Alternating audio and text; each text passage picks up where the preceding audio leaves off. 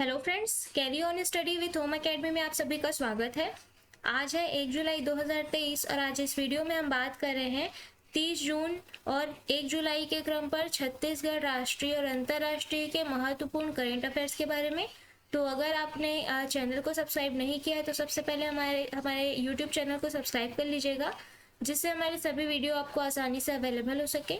और अगर आप किसी भी प्रतियोगी परीक्षाओं की तैयारी कर रहे हैं तो हमारे ये सभी करंट अफेयर्स के कंप्यूटर क्वेश्चंस के और जितने भी वीडियोस हमारे यूट्यूब चैनल में अवेलेबल है, इन सभी क्वेश्चंस और इन करंट अफेयर्स के वीडियोस को ज़रूर देखिएगा। ये आई होप ये वीडियोस जो है आपके सभी परीक्षाओं के लिए बहुत ही हेल्पफुल होंगे। और इसके जो सभी फैक्ट्स दिए हुए हैं, इन सभी फैक्ट्स को भी पढ़िएगा, क्योंकि ये सभी फैक्ट बहुत ही चुने हुए होते हैं, सभी टॉपिक्स इम्पॉर्टेंट टॉपिक्स से चुने हुए होते हैं और सभी परीक्षाओं के लिए बहुत ही महत्वपूर्ण होते हैं। तो सभी टॉपिक्स को और प्रश्नों को पूरा पढ़िएगा, ठीक है। तो चलिए स्टार्ट करेंगे कल के प्रश्न से। कल का प्रश्न है आपका, हाल ही में उड़ीसा सरकार ने QCI के सहयोग से कौन सा मिशन लॉन्च किया है। तो उड़ीसा सरकार ने जो है उड़ीसा गुणवत्ता मिशन जो है लॉन्च किया है, या उड़ीसा गुणवत्ता संकल्प भी बोल सकते हैं आप।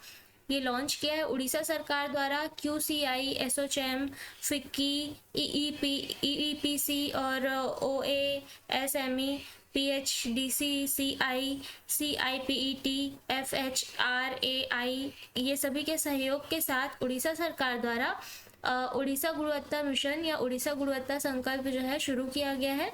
और इसका उद्घाटन जो है उड़ीसा के मुख्य सचिव प्रदीप कुमार जेना के द्वारा किया गया है। इस मिशन का उद्देश्य जो है, याद रखिएगा, उड़ीसा राज्य में विभिन्न क्षेत्रों में गुणवत्ता बढ़ाना और प्राथमिकता देना है। गुणवत्ता को बढ़ाना और प्राथमिकता देना, ठीक है।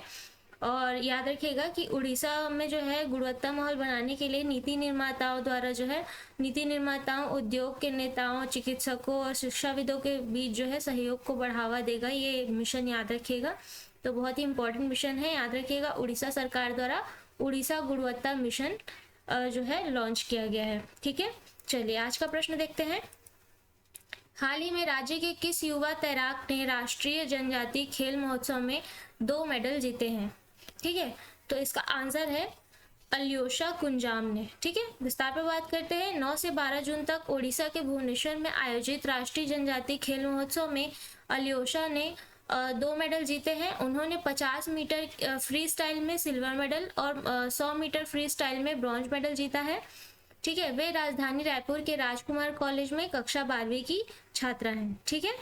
अगला प्रश्न है, हाल ही में राष्ट्रीय किक बॉक्सिंग प्रतियोगिता में राज्य के कितने खिलाड़ी हिस्सा लेंगे।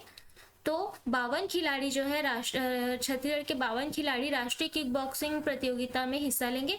विस्तार पर बात करते हैं इसके।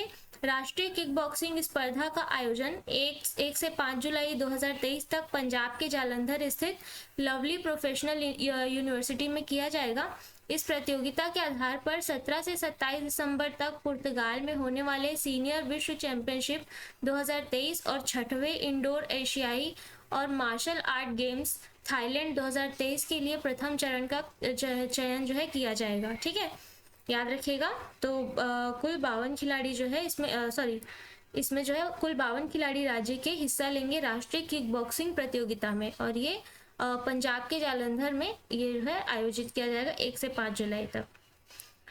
अगला प्रश्न है, राज्य में चुनावी वर्ष में 6 स्तरों में होने वाले छत्तीसगढ़िया ओलंपिक का शुरुआत कब से किया जाएगा। तो 17 जुलाई 2023 से इसका शुरुआत होना है, छत्तीसगढ़िया ओलंपिक का शुरुआत होना है, ठीक है, 17 जुलाई से। विस्तार पर बात करते हैं इसके। राज्य में 6 स्तर पर छत्तीसगढ़िया ओलंपिक के आयोजन किए जाएंगे। राजीव युवा मितान क्लब स्तर का आयोजन 17 से 21 जुलाई, जोन स्तर पर जो है इसका आयोजन 26 से 31 जुलाई, विकास खंड और नगरीय स्तर पर इसका आयोजन 7 से 21 अगस्त, जिला स्तर पर इसका आयोजन 25 अगस्त से 7 सितंबर, और संभाग स्तर पर इसका चयन 10 से 17 सितंबर, और राज्य स्तर पर इसका चयन 25 से 27 सितंबर के बीच आयोजित होगा। यानी कि कुल जो है 17 जुलाई से शुरू होकर यह जो है 27 सितंबर तक का ये जो है छत्तीसगढ़िया ओलंपिक चलेगा अलग अलग स्तर पे। और सभी 6 स्तर के आयोजन में 50 लाख से ज्यादा प्रतिभागी शामिल होंगे, याद रखिएगा, ठीक है। अगला प्रश्न है, छत्तीसगढ़ ओलंपिक की शुरुआत कब हुई थी? तो अभी ये हमने प्रश्न पढ़ा, अब इससे ये जानकारी होनी चाहिए कि छत्तीसगढ़ ओलंपिक की शुरुआत कब की गई थी और इसमें कौन कौन से खेल जो है शामिल है, कौन से खेल शामिल नहीं है, क्योंकि प्रश्न ये पूछा गया था आपका कि छत्तीसगढ़ ओलंपिक में किस खेल को शामिल नहीं किया गया है। ठीक है, उसमें ऑप्शन दिए गए थे। तो ये चीज़ जब तक पता नहीं होगी आपको कि कौन कौन से खेल, इसमें 16 खेल आयोजित हैं, मतलब इसमें शामिल हैं, तब तक आप प्रश्न हल नहीं कर पाएंगे। ठीक है, तो चलिए इसका आंसर है छत्तीसगढ़ ओलंपिक की शुरुआत जो है 6 अक्टूबर 2022 यानी कि पिछले वर्ष अक्टूबर में 6 तारीख को की गई थी, 6 अक्टूबर 2022 को। ठीक है, विस्तार पर बात करते हैं। 17 जुलाई से 27 सितंबर तक जो है 2023 के बीच छत्तीसगढ़ ओलंपिक का आयोजन किया जाएगा और इसकी शुरुआत की गई थी 2022 में 6 अक्टूबर में।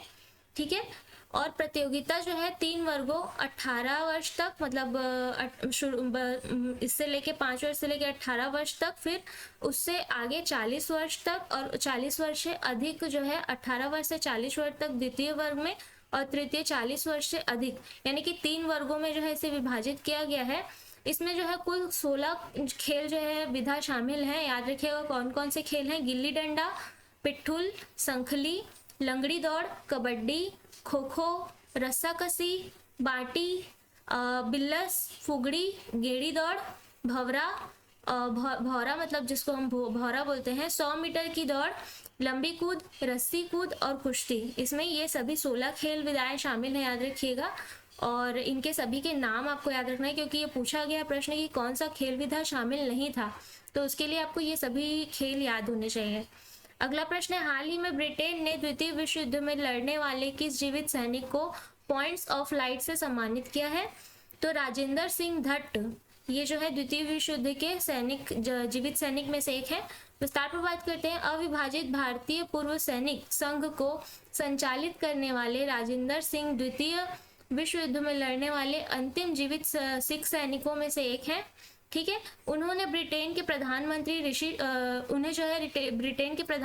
ऋषि सुनक ने पॉइंट्स ऑफ लाइट से सम्मानित किया है और ये 101 वर्ष के हैं। याद रखिएगा 101 वर्षीय जो राजेंद्र सिंह धट्ट ने ब्रिटिश भारतीय युद्ध के दिग्गजों को एक साथ लाने में मदद की थी, याद रखिएगा। अगला प्रश्न है, हाल ही में नीरज चोपड़ा ने स्विट्जरलैंड के डायमंड लीग में कौन सा पदक जीता है? तो इन्होंने स्वर्ण पदक जीता है। ठीक है, विस्तार पर बात करते हैं। भारतीय ओलंपिक चैंपियन नीरज चोपड़ा ने लुसाने शहर में, स्विट्जरलैंड के लुसाने शहर में आयोजित डायमंड लीग में 87.66 मीटर भाला फेंक कर स्वर्ण पदक जीता है। उन्होंने फाउल के साथ शुरुआत की थी, मतलब उनका जो शुरुआती था खेल वो उसमें फाउल था। नीरज ने जो है सीनियर करियर में 8 इंटरनेशनल गोल्ड जीता है, याद रखिएगा। और इससे पहले नीरज ने दोहा डायमंड लीग में भी गोल्ड मेडल जीता था।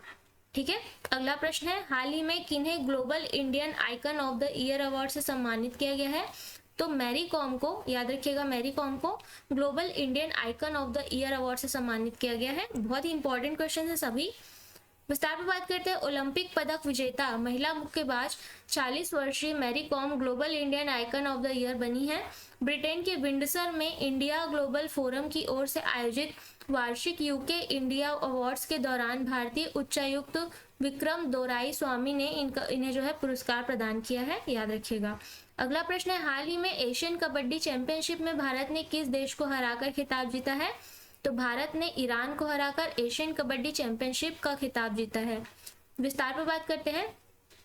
दक्षिण कोरिया के बुसान में खेले गए फाइनल में भारत ने ईरान को जो है 42-32 से हराकर चैंपियनशिप जीत ली है। टूर्नामेंट में कैप्टन पवन सहरावत ने श्रेष्ठ प्रदर्शन करते हुए सुपर 10 भी हासिल किया है और इस टूर्नामेंट के इतिहास में 9 संस्करणों में यह भारत का 8वां और लगातार तीसरा खिताब है, याद रखिएगा। ठीक है, अगला प्रश्न है, हाल ही में किस भारतीय जोड़ी ने एशियाई स्क्वॉश मिश्रित युगल चैंपियनशिप में स्वर्ण पदक जीता है? तो दीपिका और हरिंदर की जोड़ी ने ये जो है युगल चैंपियनशिप जीता है। विस्तार पर बात करते हैं। भारतीय जोड़ी दीपिका पल्लिकल कार्तिक और हरिंदर पाल संधू की जोड़ी ने एशियाई स्क्वॉश चैंपियनशिप का खिताब जीता है। इनके अलावा अन्य जो है एक और जोड़ी ने जीता है, पर ये कांस्य पदक जीता है। ये जो है जोड़ी का नाम है कांस्य पदक जीतने वाली अनहद सिंह और अभय सिंह की जोड़ी ने ये जो कांस्य पदक है हासिल किया है। और याद रखिएगा दीपिका और हरिंदर की जोड़ी ने इवान यूएन और रसेल अर्नाल्ड को 11-10 और 11-8 से हराकर खिताब अपने नाम किया है। ठीक है, अगला प्रश्न है, हाल ही में दुनिया का चौथा सबसे बड़ा बैंक कौन बना है? तो HDFC बैंक जो है दुनिया का चौथा सबसे बड़ा बैंक बन गया है। विस्तार पर बात करते हैं। भारतीय बाजार में रिलायंस इंडस्ट्रीज के बाद सबसे मूल्यवान कंपनी HDFC लिमिटेड का HDFC में विलय हो गया है, HDFC बैंक में विलय हो गया है। साथ ही HDFC लिमिटेड के चेयरमैन जो है दीपक पारेख 46 साल के कार्यकाल के बाद ये अब जो है सेवानिवृत्त हुए हैं। याद रखिएगा, HDFC लिमिटेड की शुरुआत 1977 में 1977 में HT पारेख, यानी कि ये जो है HT पारेख जो है दीपक पारेख के चाचा हैं, तो इन्होंने की थी, याद रखिएगा। अगला प्रश्न है, हाल ही में किस अमेरिकन रनर ने दुनिया की सबसे पुरानी 100 मील की रेस जीती है? तो ये जो है 100 मील की दुनिया की सबसे पुरानी 100 मील की रेस जो है कर्टनी डाउवाल्टर जो है अमेरिकन रेसर है, इन्होंने जीता है, कर्टनी डाउवाल्टर ने। विस्तार पर बात करते हैं। अमेरिका की 38 वर्षीय अल्ट्रा मैराथन रनर कर्टनी ने वेस्टर्न स्टेट्स 100 मील एंड्योरेंस रन जीता है। पुरुष वर्ग में जो है ब्रिटेन के टॉम इवांस विजेता रहे हैं, याद रखिएगा, और ये विजेता पुरुष वर्ग में विजेता ब्रिटेन के पहले विजेता रहे हैं। ठीक है, यह रेस जो है अमेरिका के सिएरा नेवाडा माउंटेन रेंज में आयोजित 46 साल पुरानी रेस है, जिसमें 379 रनर्स ने भाग लिया था। कर्टनी ने जो है 15 घंटे 29.33 मिनट के समय में रेस जीतकर रिकॉर्ड बनाया है, और इससे पिछला रिकॉर्ड जो है एली ग्रीनवुड के नाम था, जिनका रिकॉर्ड जो है इनसे 78 मिनट ज़्यादा है। ठीक है, चलिए अगला प्रश्न है, हाल ही में कहाँ बहुराष्ट्रीय शांति स्थापना संयुक्त अभ्यास एक्स खान क्वेस्ट 2023 का आयोजन किया गया है? तो मंगोलिया में आयोजित किया गया। विस्तार पर बात करते हैं। 20 से अधिक देशों के सैन्य दल पर्यवेक्षकों की भागीदारी के साथ 14 दिवसीय एक्स खान क्वेस्ट 2023 19 जून को शुरू हुआ है। राष्ट्रपति जो है मंगोलिया के राष्ट्रपति जो है उख नागिन खुरेलसुख ने जो है अभ्यास का उद्घाटन किया है, जिसमें भारतीय सेना दल ने भी भाग लिया है। और इस अभ्यास का उद्देश्य है प्रतिभागी देशों के अंतर क्षमता को बढ़ाना, अनुभवों को साझा करना और संयुक्त राष्ट्र शांति अभियानों के लिए वर्दीधारी कर्मियों को प्रशिक्षित करना। ठीक है, अगला प्रश्न है, हाल ही में RBI के डिप्टी गवर्नर किन्हें नियुक्त किया गया? तो इसका आंसर आपको कमेंट बॉक्स पर देना है। और साथ ही हमारे एकेडमी में नई क्लासेस स्टार्ट की जा रही है। 3 जुलाई से भी नई क्लासेस स्टार्ट होने वाली है PSC प्री और व्यापम के लिए। तो अगर आप डेमो देखना चाहते हैं या फिर किसी चीज़ की जानकारी चाहते हैं तो दिए गए कॉन्टैक्ट नंबर पर कॉन्टैक्ट करके पता कर सकते हैं या विजिट कर सकते हैं हमारी एकेडमी में, ओम एकेडमी, अमर कॉम्प्लेक्स, गांधी चौक, जूना बिलासपुर में। तो आज के वीडियो में इतना ही। अगर आपको वीडियो अच्छी लगी हो तो शेयर, लाइक और सब्सक्राइब कर दीजिएगा। तो कल मिलते हैं अगले वीडियो में। धन्यवाद।